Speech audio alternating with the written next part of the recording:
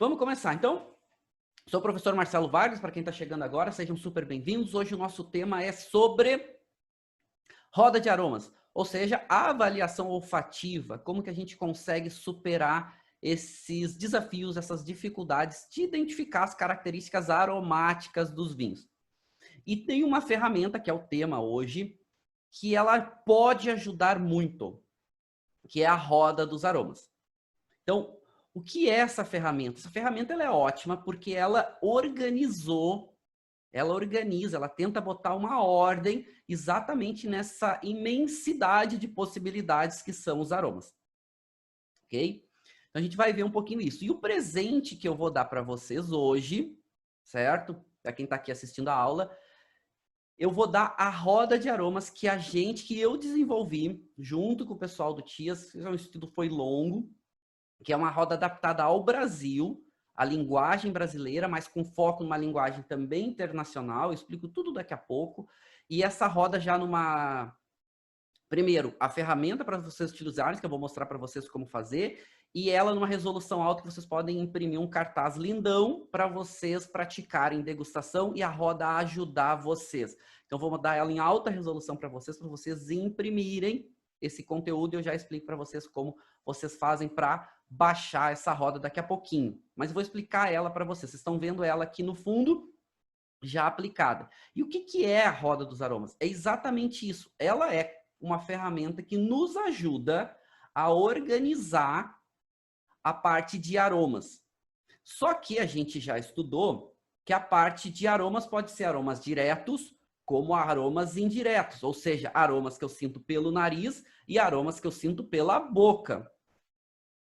Porque quando a gente define o perfil aromático dos vinhos, seja aroma, seja sabor, o aroma indireto ou aroma direto, a gente tem que organizar isso, porque isso vai dar um direcionamento para nós das características do vinho, do perfil dos vinhos. E a parte olfativa ela é extremamente importante. Então, a roda dos aromas, ela ajuda a organizar isso. E mais do que isso, a gente tem que lembrar que a gente, durante a nossa vida, a gente aprende o nome das coisas, certo? Então, a gente aprende o nome das cores. Ah, a cor azul, a cor vermelho, a cor rosa, ok? A gente aprende isso. Então, todo mundo consegue identificar as mesmas cores, a menos que a gente tenha uma patologia, uma doença. A gente aprende o nome dos sons, né? As notas musicais, dó, ré, mi, fá, sol, lá, si, etc. A gente aprende os nomes dos sons. E é claro, as pessoas vão lá montando vários desses sons, dessas notas, e vão compondo músicas. Mas a gente aprende isso. Quando a gente fala de aromas, e quem não percebeu isso vai perceber isso agora, que a gente não aprende o nome dos aromas. Pararam para pensar? A gente não aprende o nome dos aromas. A gente não aprende o nome. Ah, qual é o nome daquele aroma? Não sabe. O que a gente faz? A gente pega um produto, quando cheira e sente um aroma, a gente diz, olha, é aroma daquele produto. Só que o aroma daquele produto não é um único aroma. São vários compostos aromáticos misturados que dão aquela característica. Para pensar? Isso também é uma questão que deixa essa parte olfativa mais difícil. Por quê? Porque a gente não aprende a lidar com o nome dos aromas. Ok, não estou dizendo que isso é errado, nem que isso é certo. É a nossa realidade, certo? Mas os outros, principalmente nos nossos sentidos, a gente dá nome. A gente dá nome para os gostos, né? A acidez, o salgado, né? O amargo. Mas para os aromas a gente não dá nome. A gente faz associações a determinados conjuntos aromáticos, a determinados produtos. E aí a gente sente, né? Nossa, que aroma gostoso. Isso é ruim por um lado. Aonde que é ruim? É ruim porque a gente não aprende a administrar isso. Vou explicar. Vocês já fizeram, já passaram, e respondam aqui se vocês já passaram por isso. Tu chega, tu sente um aroma, tu sente um cheiro, tu reconhece aquele cheiro, aquilo para ti até cotidiano, é bem comum, só que tu não lembra o nome. Nossa, tu chega e assim, nossa, eu sinto esse cheiro. Nos vinhos acontece muito, não só nos vinhos, na vida, mas nos vinhos acontece. Tu pega o vinho, cheira, nossa, esse vinho, tem um cheiro. eu conheço esse cheiro, mas tu não lembra o nome. Não, mas eu já vi, eu já passei por isso. Vamos trazer para um outro cenário. Tu chega, tu vai visitar alguém, alguém está cozinhando, certo? Tu chega e sente aquele cheiro. Um cheiro de, nossa, que cheiro bom, pai, eu conheço esse cheiro. E aí tu, eu conheço, o que que é? E aí tu, não tô lembrando, pergunta para a pessoa, tu tá cozinhando? Ela fala, eu tô aqui cozinhando tal coisa e coloquei aqui sálvia. Quando a pessoa fala sálvia, parece que o mundo abre na tua cabeça, tudo faz sentido. Sálvia, é isso, sálvia. E tu lembra automaticamente que, sálvia, sálvia. É isso, é isso. É sálvia, não estava lembrando o nome. Só que isso acontece muito com a gente.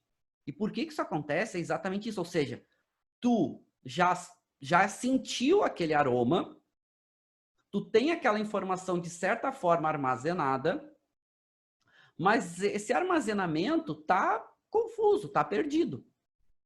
E aí tu tenta resgatar aquela informação para fazer aquela descrição, aquela associação. E isso acontece muito com aromas. Muito, muito. Bom, então a roda dos aromas, ela tem essa função para nos ajudar a organizar essa alocação de informações, para nos ajudar a buscar aquela informação a hora que a gente precisa, mas mais do que isso, o nosso cérebro é que monta o perfil da degustação. Os nossos sentidos são ferramentas que buscam a informação. Manda essa informação para o nosso sistema nervoso. Nosso sistema nervoso manda essa informação para o cérebro processa e vai dizer se é bom, se é ruim, se gosta, o que é ou não. A roda dos aromas, de certa forma, também nos ajuda a alocar as informações no nosso cérebro. Para quando a gente precisa buscar essa informação, o cérebro processa isso de uma forma mais rápida. Ou seja, ele cria um caminho para buscar as informações. A roda dos aromas também ajuda nisso. Ou pode ajudar nisso. Vai depender como que a gente usa essa ferramenta. Então, a proposta hoje é exatamente essa. É a gente começar aqui a falar um pouquinho de como usar melhor essa ferramenta, como tirar melhor informação dessa ferramenta a nosso favor. Bom, vamos avançar.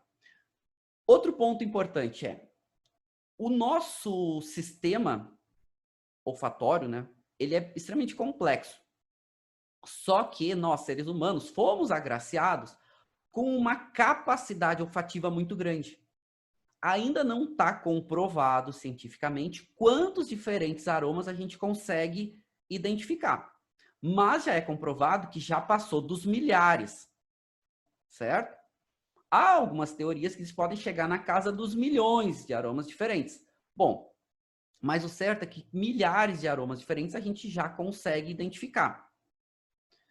Isso, por um lado, é ótimo, porque isso também está envolvido num conceito chamado complexidade. Ou seja, mais complexo é ou pode ser os produtos ou a nossa experiência com aqueles produtos. Porque eu tiro mais informação, quanto mais informação, mais interessante pode ser a experiência vamos trazer aqui para o vinho, da degustação, por exemplo. E vinho tem uma grande vantagem, que vinho é literalmente uma bomba de informações sensoriais. Uma bomba no sentido de uma explosão, uma quantidade enorme de informações sensoriais. Não é à toa que a gente gosta tanto de vinho. É porque a experiência de degustar, ou de provar, ou de tomar vinho, ela é incrível sensorialmente. E mais uma coisa que eu vou falar para vocês hoje, tá? Cientificamente está comprovado. No workshop eu vou mostrar isso para vocês mais estruturado. Quanto mais você entende sobre degustação, quanto mais você entende os teus sentidos, quanto mais tu entende os teus sentidos relacionados com vinho, mais prazer tu tira de tomar ou degustar vinho. Isso é importante. Ou seja, quanto mais tu aprende sobre aquilo, não só o tomar vinho, mas quanto mais tu aprende da relação dos teus sentidos com a bebida e das características da bebida, mais prazer tu tira de degustar e de tomar vinho. Então, só aí a gente já tem um motivo extremamente forte para aprender sobre degustação. Ok? Bom, agora alguns desafios. O nosso sistema olfatório, olfativo, etc., ele trabalha por estímulos químicos. né? E isso também, não só no nosso sistema olfativo, como no nosso paladar. São através de estímulos químicos, ou seja, quimicamente, manda essa informação para os nossos receptores, e os nossos receptores vão fazer o caminho de mandar essa informação para o nosso cérebro. A questão é que toda vez que a gente tem um estímulo químico, normalmente é mais difícil de avaliar. É mais complexo, porque aquele estímulo normalmente não acontece sozinho. Tem várias outras informações químicas acontecendo ao mesmo tempo. Então, é um desafio um pouquinho maior. Nosso sistema olfatório, né? O nosso olfato. Então, a gente pode sentir os aromas de forma direta ou indireta. Então, a gente tem um canal aqui dentro da nossa, no final da nossa boca, né? Quando começa a nossa garganta, nossa laringe, faringe, etc. Um canal onde permite que as moléculas também subam em direção ao nosso bulbo olfatório. E isso é importante porque essa parte olfativa, ela segue esse caminho aqui. Ela ajuda na complexidade, ela ajuda a deixar mais interessante, mais do que isso, o aroma é parte importante do que a gente chama de sabor. Ou seja, se eu não tiver o aroma, se eu não tiver essas moléculas, quando o produto está na boca subindo até o nosso bulbo olfatório, eu vou perder boa parte da experiência positiva da degustação, certo? Vídeo quando a gente está gripado, etc., a gente não consegue, né, sentir, a gente chama, né, eu não consigo sentir o gosto das coisas, essa expressão é errada, porque gosto a gente sente, a gente não consegue sentir o sabor ou os aromas. Por quê? Porque as moléculas não conseguem subir para a gente sentir, na verdade, o que a gente chama de aromas indiretos. Mas essas moléculas, a gente pode sentir os aromas tanto de forma direta, via nasal, como de forma indireta, que é via retronasal, ou seja, pela boca. As duas formas a gente consegue sentir. E outra coisa importante que a gente precisa pensar e precisa entender, é que a gente precisa que as moléculas aromáticas, elas saiam do líquido, ou seja, para eu sentir aroma, eu preciso que as moléculas saiam do líquido e cheguem até aqui as minhas cílias, que são esses pequenos receptores que se encaixam, né? Literalmente a molécula aromática, ela se encaixa no receptor e vai fazer esse estímulo químico para mandar a informação. Então é extremamente importante, né? Por isso também a gente faz a questão do agitar a taça. Tinha alguém perguntando aqui a questão da importância das taças. A gente vai falar mais para frente sobre taças, mas a taça vai influenciar muito nessa questão de volatilização. Quanto maior a taça, provavelmente mais volatilização, ou seja, mais liberar aromas, porque a gente precisa que essas moléculas, né, se soltem do líquido, fiquem leves, ou seja, se soltem do líquido para elas literalmente flutuar e chegar até o nosso bulbo olfatório. Só que aí o pessoal pergunta, a questão da taça. Então, quanto maior a taça, então melhor para a degustação? E a resposta é não, não necessariamente. Se tu tem um vinho que precisa soltar aroma, uma taça grande ajuda. Se tu tem um vinho que tu não quer que solte muito aroma, por exemplo, um vinho muito aromático, solta muito aroma. Então, tu quer normalmente que ele solte aroma em quantidades mais adequadas, para não ficar tão enjoativo, tão intenso. Tu tendo uma taça menor, pode ajudar ele volatilizar de forma mais lenta. Ok? Então, taça aí vai ter uma influência importante, mas a gente vai falar disso um pouco mais para frente. A gente está entendendo aqui a nossa estrutura dos nossos sentidos por enquanto. Ok? Bom, então tá. Quando eu falar de aroma direto ou aroma nasal, então a gente já está falando aqui via nasal, aroma direto, ou posso chamar isso só de aroma, ou posso chamar isso só de odor. Então, já expliquei isso, por que eu chamo de aroma, porque a própria ISO, a norma internacional, permite no Brasil, né, inclusive pela NBR, que eu chame de aroma quando a gente fala de alimentos, a questão direta. E chamo de sabor quando é em boca. Vamos lá. Isso que precisa acontecer, certo? A gente não vai ficar muito tempo aqui, porque aqui é um pouco mais complexo e a gente tem pouco tempo, mas o que a gente precisa? A gente precisa exatamente que as moléculas vão saindo do líquido e vão chegando aqui em contato com a cília para fazer essa conexão e a gente sentir os aromas.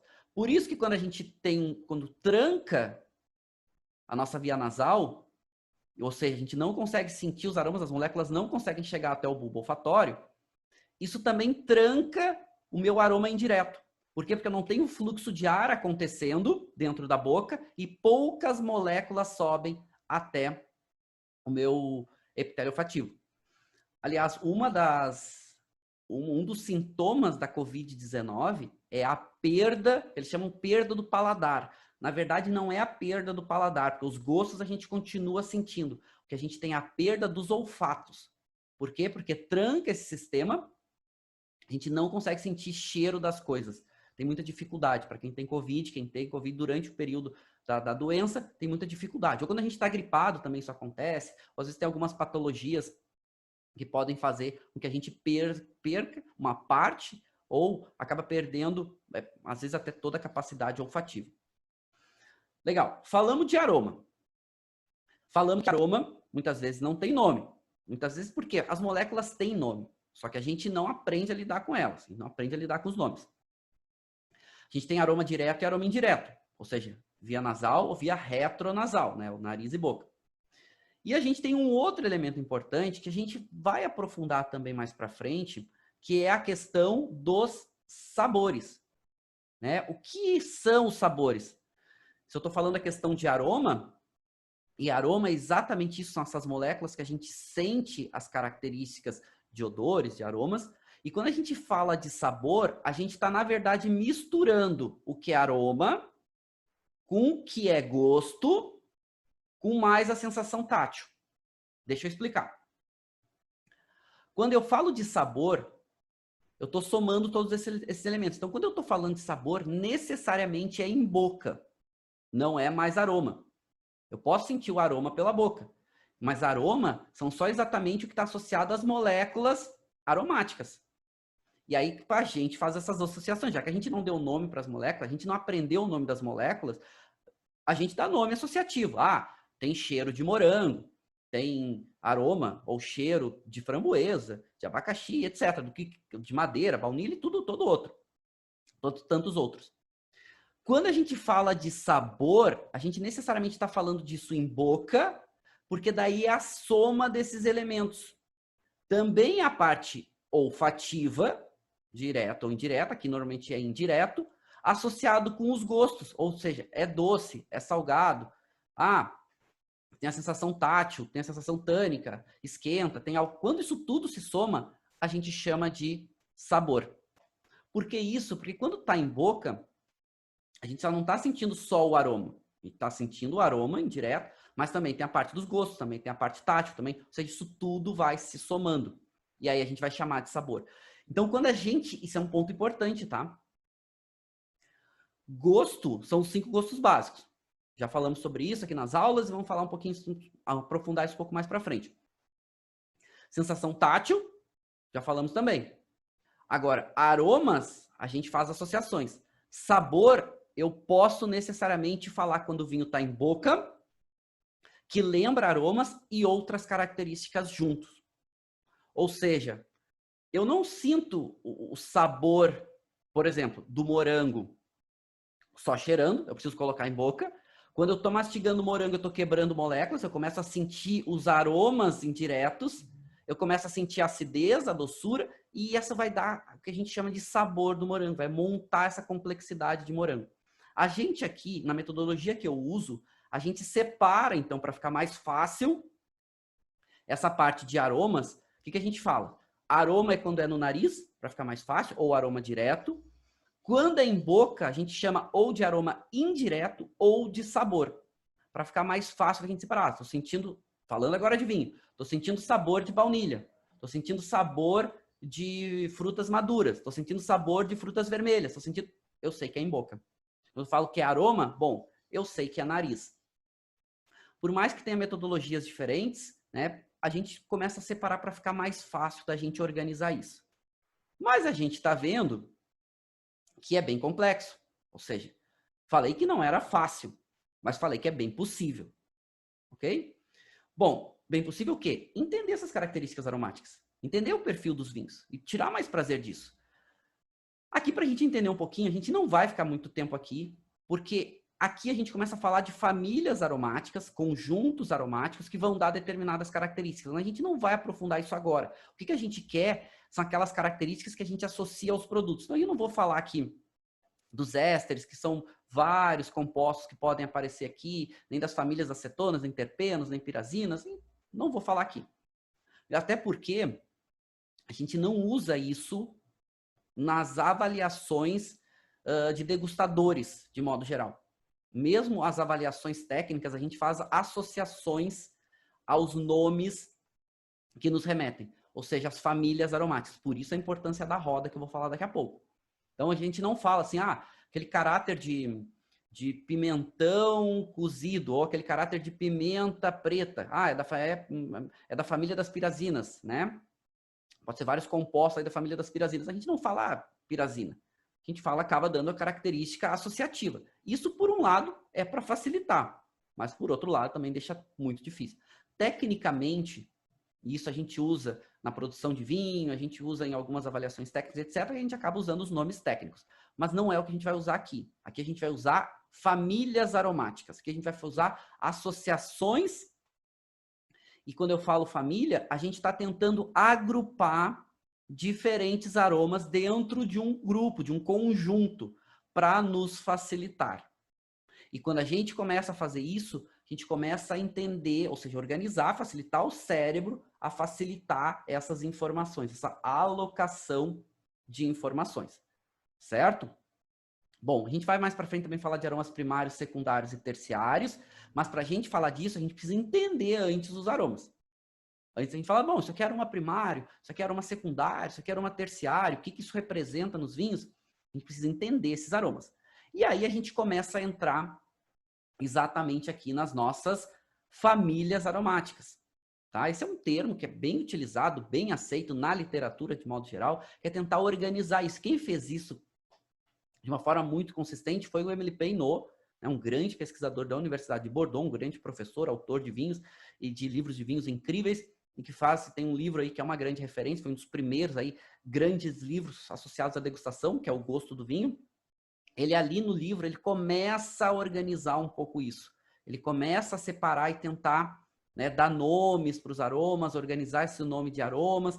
E aqui quando a gente fala de famílias aromáticas é exatamente isso. É um primeiro passo para a gente começar a organizar o nosso perfil ou de identificação e de característica dos vinhos, certo?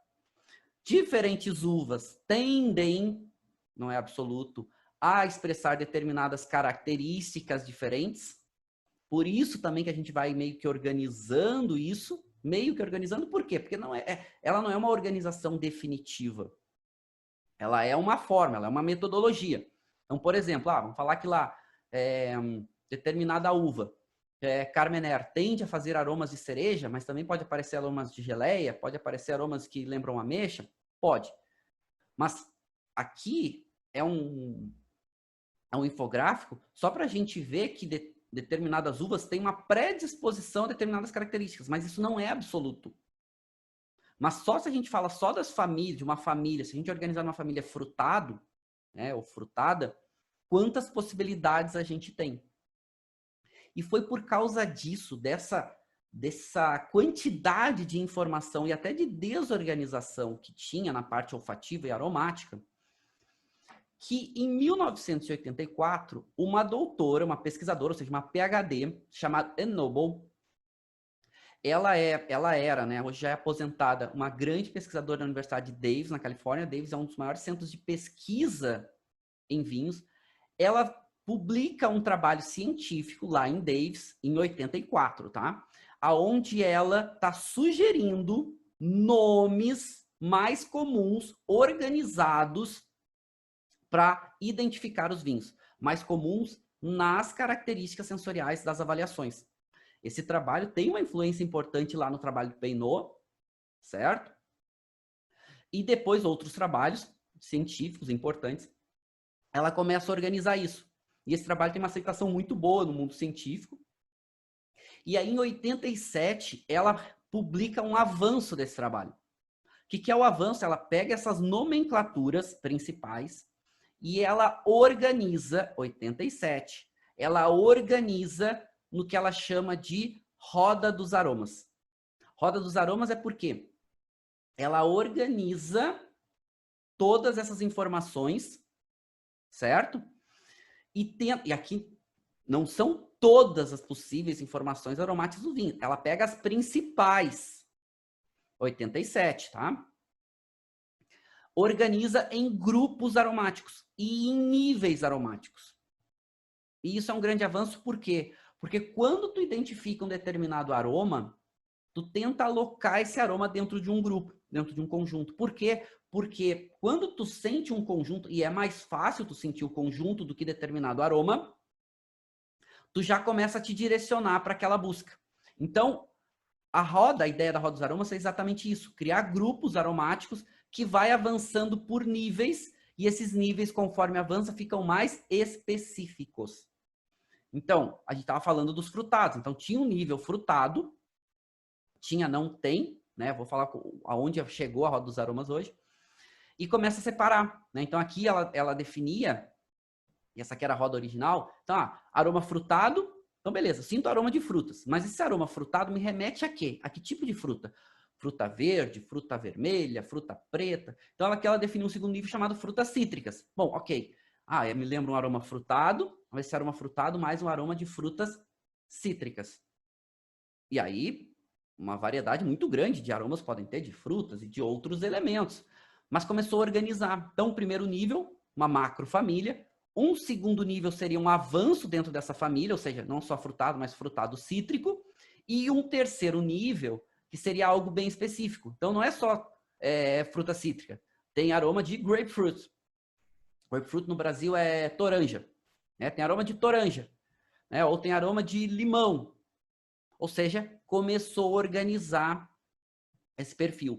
E a gente começou a entender também que é mais fácil, ou seja, é mais fácil eu, durante a degustação, associar os aromas a famílias aromáticas primeiro do que a um aroma específico. Explico. Começa a definir o vinho, eu já começo o seguinte, olha, esse vinho tem característica frutada. Bom, se tem característica frutada, consigo avançar algum nível? Consigo. Lembra fruta cítrica. Legal. Lembra... Legal. Bom, esse vinho, então, além de característica frutada, tem notas herbáceas, né? Vegetais, herbal. Legal. Lembra mais um herbáceo fresco ou lembra mais um herbáceo cozido? Interessante. Então, a gente vai avançando níveis. Por quê? É uma ferramenta que vai nos ajudando a entender melhor e organizar melhor esses perfis aromáticos. E está fazendo um trabalho importante durante essas organizações, que é ajudar o nosso cérebro a ir alocando essas informações. Para quando eu chegar num aroma final, um aroma de algo específico, tem aroma de framboesa. Bom, automaticamente eu já associei, framboesa é fruta vermelha, que é um aroma frutado. Às vezes, tu tem que fazer o trabalho contrário. Esse vinho tem um aroma frutado. Frutado, tá, mas aí... Tu não chegou ao aroma da framboesa ainda. Lembrou um aroma frutado. Tá, mas é mais fruta cítrica, é mais fruta preta, é mais fruta vermelha, mas não, é mais fruta vermelha. Legal. Essa fruta vermelha, consegue lembrar alguma coisa? Tá me lembrando uma framboesa. Ou seja, olha o caminho que tu fez, tu forçou, ou tu ajudou o teu cérebro a chegar até o determinado aroma que tu estava procurando. Bom, extremamente aceito, uma grande ferramenta, só que começou a surgir muitas outras rodas de aromas. Cientificamente, essa foi a primeira, depois tem um estudo bastante importante feito na Alemanha, mas foi especificamente para vinhos alemães. E quando esse estudo foi publicado, dos vinhos alemães, foi legal, porque ele mostrou o seguinte, olha, dá para fazer direcionado para determinados vinhos, ou para determinadas características, porque aqui a roda, ela se limita a um grupo pequeno, limitado de informações, por mais que sejam os principais. Só que aí, se vocês forem na internet hoje, de lá para cá surgiram várias rodas de aromas. Várias. E nem sempre são as melhores. Porque se eu pego uma roda que não é tão adequada, acontece o trabalho contrário. Em vez de eu aprender, eu desaprendo. Porque às vezes as informações eu não entendo, às vezes é uma informação perdida, às vezes fica ruim. E eu sempre, desde que eu comecei a lidar com roda de aromas, e desde que eu comecei a estudar vinho, faz um bom tempo, não vou falar quanto tempo, né, para não ficar constrangido, parecer que eu sou velho, eu lido com roda de aromas, mas sempre tive uma dificuldade de encontrar uma boa roda de aromas, porque tem várias espalhadas. A da Enoble é uma roda interessante, ela ainda vende essa roda, ela é aposentada, enfim, teve alguns avanços, mas ela é bastante limitada em algumas questões. E aí eu sempre sentia falta de uma roda mais adequada. E desde que eu fui trabalhar, eu já trabalho há bastante tempo, aí faz 6 anos já nesse Centro Italiano de Análise Sensorial, lá que eu fui aprender, aprofundar muitas questões de avaliação de vinho, etc. O mundo foi uma mudança gigante na forma com que eu avaliava produto, entendia produto, e lá eu comecei a trabalhar uma roda de aromas mais adequada, primeiro, a uma linguagem internacional, mais focada para o Brasil. Não é porque ela usa termos brasileiros, ela usa termos internacionais, mas é associado a termos mais comuns para o Brasil. E aí serviu como base a roda da Enoble. Serviu como base vários trabalhos, várias publicações científicas para eu chegar nessa roda. Foram alguns anos, para não dizer muitos anos, montando para chegar nessa roda. Ok? Já vou falar para vocês e vou dar essa roda para vocês em primeiríssima mão. Vou dar essa roda para vocês, inclusive em alta resolução, para vocês imprimirem, e vou ensinar agora para vocês como vocês usam essa roda. E por que que ela é importante? Então aqui é uma publicação científica, tá? Feita lá pelo TIAS, essa empresa que eu trabalho, com uma aplicação de roda de aromas. Então aqui, apesar de estar em italiano, não é difícil vocês entenderem. São duas denominações italianas de vinho, uma DOC e uma DOC-G, que a gente pesquisou lá na Itália, para definir o perfil de tipicidade desses vinhos. Então, um verdicchio di Matelica, um DOC, e um verdicchio dei Castello di Esi de OCG, ou seja, o reserva. E aqui ele mostra exatamente uma roda de aromas aplicada, então definindo esse perfil. Ah, ok. Então, o verdicchio di Matelica, DOC, por mais que ele tenha uma variação grande, ele tende, ou seja, é típico dessa DOC, característica frutada, que lembra essa questão de frutas brancas, amarelas, e aqui lembra uma maçã. Então, é normal, é comum no verdicchio essa característica. Aliás, esse é um trabalho científico feito por nós, publicado cientificamente, e que virou depois um livro sobre o perfil dos vinhos dessas DOCs, certo? Aqui essa publicação de 2011 virou inclusive um livro. Exatamente a roda dos aromas nos ajuda a entender isso e ajuda a mostrar isso para as pessoas também. Então, aqui uma aplicação da roda dos aromas. Mas igual, essa roda aqui é uma roda que foi organizada para os vinhos italianos. E faltava alguma coisa para os vinhos nossa aqui no Brasil, uma roda em português. Então, eu fiquei trabalhando muito tempo para criar uma roda mais adequada para nós. Eu finalizei esse estudo no final do ano passado, né? Ainda não publiquei o estudo, mas eu já trouxe a roda para vocês. Aproveitei essa pandemia para organizar ela aqui, exatamente seguindo essa mesma metodologia, muito baseado em muitos conceitos. Os conceitos aqui têm uma linguagem internacional, mas que é fácil da gente entender aqui no Brasil, a sua grande maioria. Conforme a gente vai estudando um ou outro aqui que a gente às vezes não entende, a gente vai entendendo. Mas com essa roda, vocês vão conseguir lidar muito bem com essa questão aromática, certo? Como que a gente vai usar essa roda, tá? Já vou explicar para vocês como vocês podem baixar ela daqui a pouquinho. Mesma coisa, ela trabalha com 3 níveis, muito baseado na roda da Enoble, inclusive as famílias aromáticas partem do que ela propôs lá, só um pouquinho mais organizado. Mas vamos pensar e vamos entender o seguinte, não quero eu comparar o que eu estou fazendo com o que a Enoble faz. A Enoble é uma grande referência no mundo, uma grande PhD. Mas de 87 para 2020, a gente está falando aí de mais de 30 anos de mudança de vocabulário, de entendimento dos vinhos. Olha quanta coisa a gente avançou nos vinhos de lá para cá.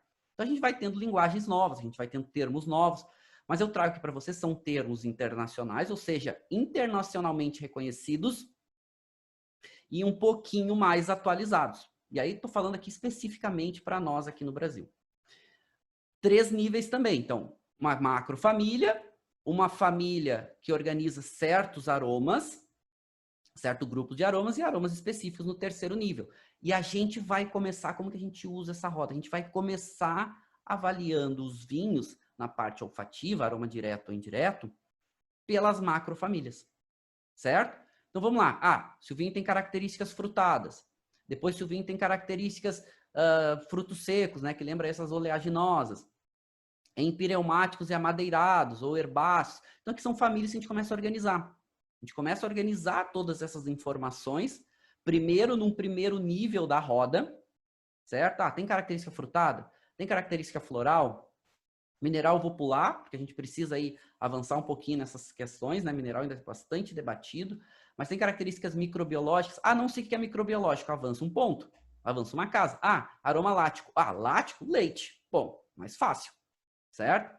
Aromas químicos. Ah, aromas químicos no vinho? Pois então, vamos avançar. Ah, lembra aromas pungentes? Pungentes é o aroma do álcool. O álcool cria essa sensação de pungência. Ah, lembra aroma de petróleo ou relacionados com petróleo? Bom, e aí várias dessas famílias aromáticas aqui agrupadas, né? Imperial Mate, tudo que é relacionado com tosta, com queimado, com tostado. Ah, amadeirado. Por que eu separo Imperial Mate e amadeirado? Porque nem todo aroma amadeirado lembra tosta, lembra coisas defumadas, lembra coisas queimadas. E aí por isso que aqui está um pouco mais, de certa forma, organizado. Porque tem muitos aromas de madeira que lembra madeira, né? Tem muitos aromas que lembra tosta, mas não lembra madeira. Inclusive, no livro do Emily Peinot, ele fala, olha, esses aromas amadeirados, esses aromas empireumáticos, eles se correlacionam, certo? Então, às vezes, um aroma transcende o outro. Ah, lembra um aroma de madeira queimada. Então, essa roda, ela não é absoluta, não vai existir roda absoluta. Ela é um pouco mais adequada por tudo que eu pesquiso e pelo que eu estudo. Por tudo que eu aplico na prática hoje, degustando e avaliando vinho, em literalmente milhares de aulas, que ela é uma ferramenta hoje que vai ajudar bastante quem tem interesse em avaliar vinho, exatamente seguindo por aí. Lembrou um aroma frutado? Bom, lembra o quê? Vou para o segundo nível. Ah, me lembra fruta preta? Porque é muito diferente um aroma de fruta preta, um aroma de fruta cítrica.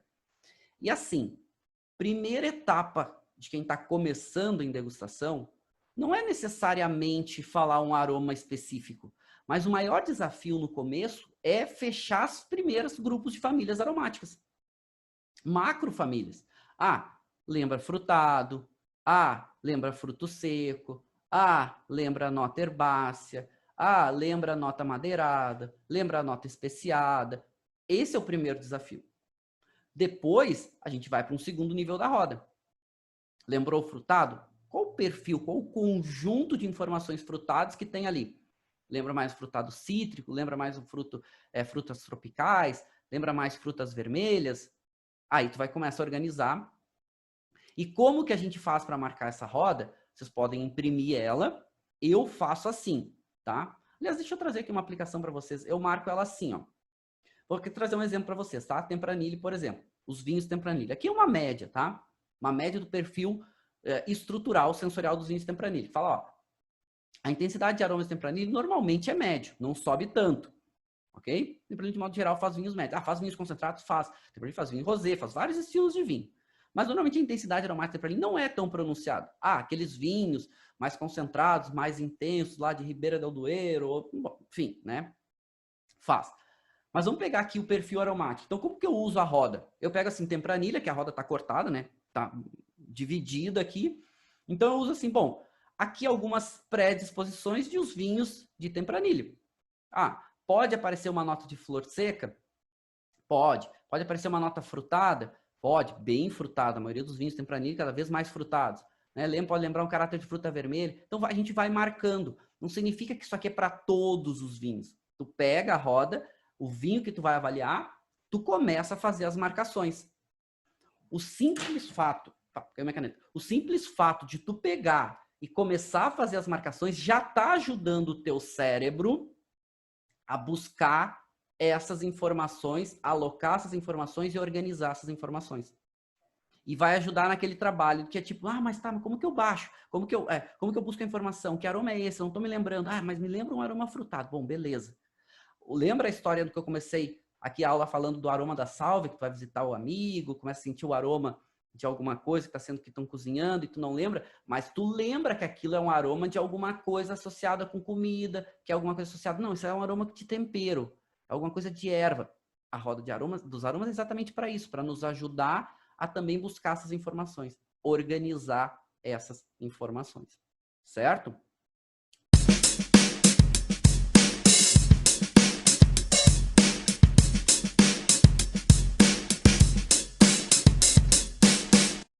Você acabou de ouvir uma aula de vinhos do professor Marcelo Vargas. em formato de podcast. Para mais conteúdos, dicas e materiais sobre a bebida, acesse o site www.marcelovargas.org. Um forte abraço e até o próximo encontro.